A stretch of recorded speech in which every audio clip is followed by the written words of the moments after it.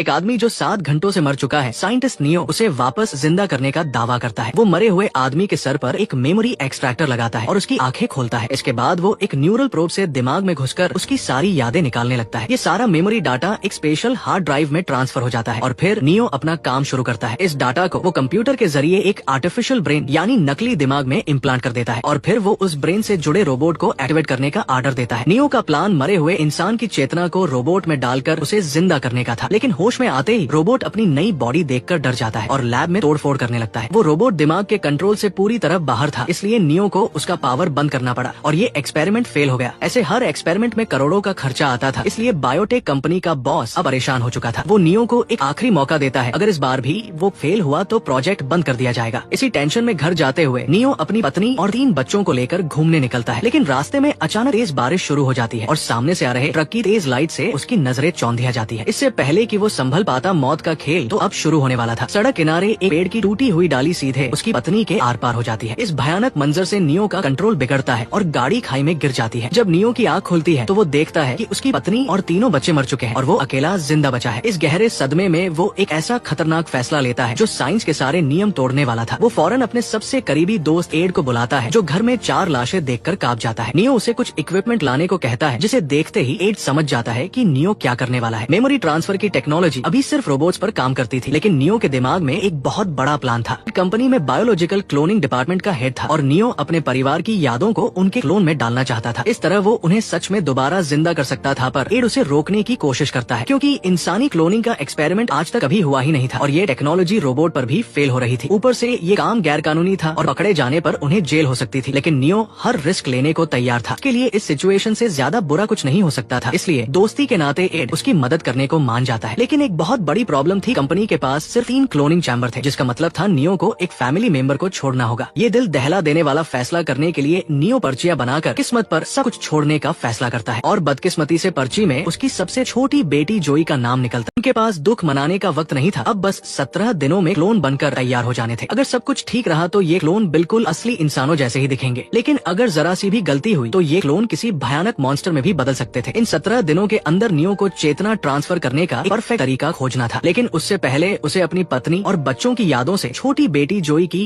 हर याद मिटानी होगी, वरना होश में आने के बाद जब उन्हें जोई नहीं मिलेगी तो वो बिखर जाएंगे और सब कुछ बर्बाद हो जाएगा। शुरुआत के कुछ दिन आराम से निकल गए और क्लोन सही से ग्रो कर रहे थे, लेकिन एक नई मुसीबत आने वाली थी। 4 लोगों का यूं अचानक गायब हो जाना उनके जान पहचान वालों को शक में डाल सकता था और ऐसा ही हुआ। बड़ी बेटी की टीचर का फोन आता है, क्योंकि वो कई दिनों से स्कूल नहीं आ रही थी। नियो उसे बच्चों के बीमार होने का बहाना बनाकर किसी तरह टाल देता है। इस कॉल के बाद वो अपने परिवार के फोन से उनके दोस्तों और रिश्तेदारों को मैसेज करके बहाने बनाता है, ताकि किसी को भी उनके गायब होने पर कोई शक ना हो सके और उसका प्लान बचा रहे। देखते ही देखते क्लोन के तैयार होने में सिर्फ 1 दिन बचा था, पर नियो का मेमोरी ट्रांसफर का तरीका अब भी फेल हो रहा था। आखिरकार 17वां दिन आ गया और अब क्लोन्स को चैम्बर से बाहर निकालना जरूरी था, वरना कैटलिस्ट लिक्विड उनके शरीर को खराब करना शुरू कर देता और वो बूढ़े होने लगते। इसलिए नियो उन्हें बाहर निकालकर 3 दिन के लिए दवाई देकर सुलाने का फैसला करता है। एड क्लोनिंग चैम्बर खोलने की तैयारी करता है और जैसे ही लिक्विड कम होता है, दुनिया का पहला इंसानी क्लोन सामने आता है। सिर्फ 17 दिनों में तैयार हुआ ये क्लोन देखने में बिल्कुल नियो की पत्नी जैसा था, लेकिन उसका दिमाग एक कोरे कागज की तरह था, जैसे कोई नया पैदा हुआ बच्चा हो। नियो जल्दी से उसे बेहोशी का इंजेक्शन लगाकर सुला देता है और एड अभी भी यकीन नहीं कर पा रहा था कि उन लोगों ने सच में ये कमाल कर दिखाया था। नियो के दोनों बच्चों के क्लोन भी एकदम परफेक्ट बने थे। अब उनके सामने सबसे बड़ी चुनौती उनकी यादों को क्लोन बॉडी में परफेक्ट तरीके से डालने की थी। उनके पास सिर्फ एक मौका था और कोई भी गलती नहीं हो सकती थी, जबकि रोबोट पर ये एक्सपेरिमेंट कभी सफल नहीं हुआ था। नियो को समझ ही नहीं आ रहा था कि आखिर उसके प्लान में गलती कहाँ हो रही है। देखते देखते 3 दिन बीत गए और जब नियो हार मानने वाला था, तभी एक फोन कॉल सब कुछ बदल देता है। ये फोन उसकी बायोटेक कंपनी के बॉस का था, जो उसे काम पर वापस आने के लिए कह रहा था। बात करते करते नियो अनजाने में अपनी पत्नी के क्लोन का हाथ पकड़ लेता।